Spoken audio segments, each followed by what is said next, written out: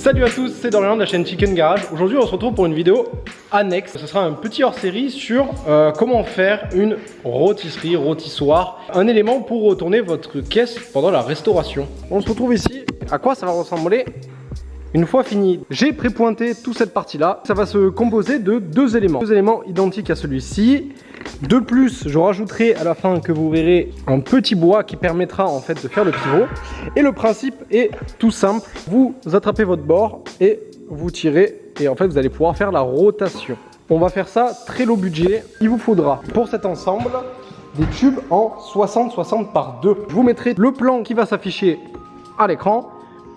Il faut savoir que moi, je suis parti sur des cotes pour une Nissan S13. Donc qui permettra aussi de faire plein d'autres véhicules. Pour faire le châssis principal qui lui sera universel, parce que après vous rajouterez de quoi fixer sur votre voiture, il vous faudra 6 tubes. Il vous faudra les 2 tubes principaux. Donc celui-ci et celui du haut. Pour les longueurs, c'est très simple, il vous faudra un tube de 1930, donc vous pouvez même mettre 2000, ce sera toujours un peu plus stable si c'est plus long. Un deuxième tube de 1330, pareil, vous pourrez prendre 1005, ce sera juste pour le balancer. Et là, on rentre dans les cotes importantes. C'est à combien déjà vous mettez votre châssis de hauteur? Moi, j'ai mis 470. Ce sera la hauteur entre le sol et votre point de fixation. Celui-ci, donc avec 2 coupes 45, ce sera juste pour renforcer. Celui-ci permettra d'aider à la rotation. Une fois que vous aurez rajouté votre bois, ça ne flanche pas. Et pour finir, vos 2 à 470. Donc celui-là, il dépendra de deux choses. Donc, comme j'ai dit, la hauteur par rapport à votre bas de caisse. Mais il y a une cote qui est super importante, c'est votre axe de rotation. Imaginez que là, il y a un grand rayon entre ce point-ci et ce point-là. Et en fait, ce sera à partir de là que vous allez pouvoir faire votre point de rotation. Si ici, vous mettez plus que 470, n'oubliez pas d'écarter ce point-là avec ce point-là. Et ainsi de suite. Celui-là sera donc rallongé parce que vous aurez un plus grand rayon. Maintenant, on passe sur la phase de fabrication.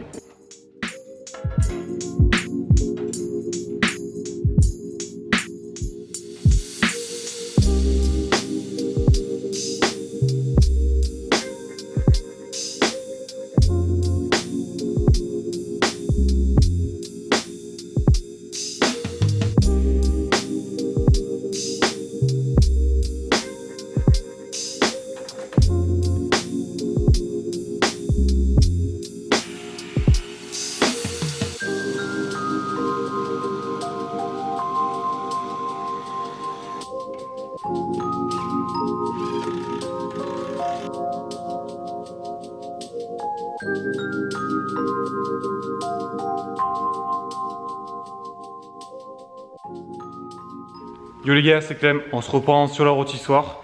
Je vous avoue qu'on a un peu pris de retard dessus parce qu'on a plein de choses à faire actuellement au garage. Comme vous l'avez vu, elle est entièrement soudée. Dorian y a passé un petit coup de noir dessus histoire que c'est un peu plus propre.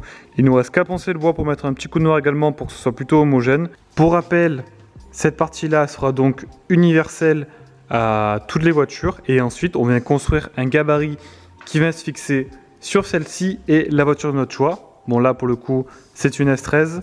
Mais par exemple, si on veut s'en servir sur cette Lexus IS200, on pourra se servir de cette arche, mais on fera un gabarit qui ira sur les fixations de longeron de celle-ci. En parlant de gabarit, celui de devant, il est en train d'être construit. C'est un exemple de structure parmi d'autres. Donc vous voyez ici qu'on se reprend sur les fixations des longerons. On a 2 vis de fixation, une ici, une dans le tube.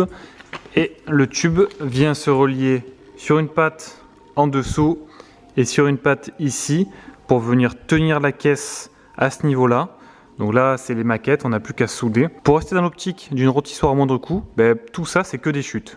Donc en solde, ça nous a coûté 0 entre guillemets. Une fois que ce sera soudé, on n'aura plus qu'à percer ici, donc de part en part, et on mettra, je pense, des vis M14 pour être sûr que ça ne bouge pas. Et de l'autre côté, même système, à peu près à 45 degrés, qui revient un peu plus loin, un tube en dessous à 90 degrés. Même point de fixation, et là pour le coup ça va tenir le châssis pour pas qu'il bascule. Là-bas ça sert à reposer, et ici ça sert vraiment à tenir pour pas que ça se retourne. La structure à l'avant est plus ou moins terminée, il nous reste à faire à l'arrière, mais déjà il faut qu'on positionne l'arche, qu'on la mette bien parallèle à celle-ci, et aussi perpendiculaire au châssis. Après on pourra créer la structure, là ce sera différent. Je pense qu'on va glisser 2 tubes dans les longerons et récupérer les points de fixation d'origine de la S13.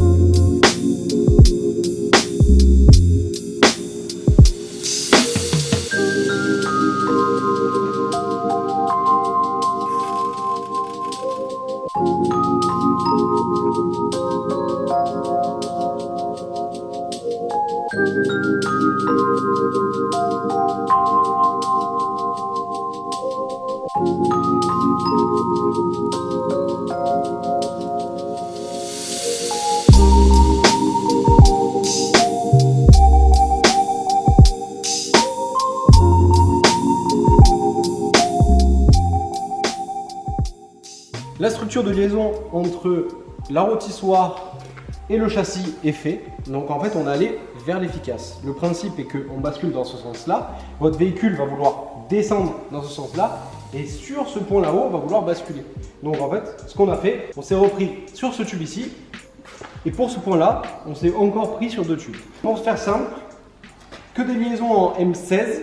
On a pris solide parce que s'il n'y a qu'une vis par fixation.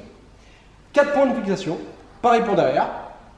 Et rien de plus. Pour derrière, même histoire, 4 points de fixation, ici pour le basculement, ici pareil pour que ça puisse reposer dessus. Pour l'intérieur de la caisse, vu que c'est une Nissan S13, on s'est repris dans les longerons. Ça dépendra de votre voiture, des fois vous pouvez vous prendre en surface, etc. Trouver des points solides. Et là, quoi de mieux que des longerons? Et maintenant, le basculement.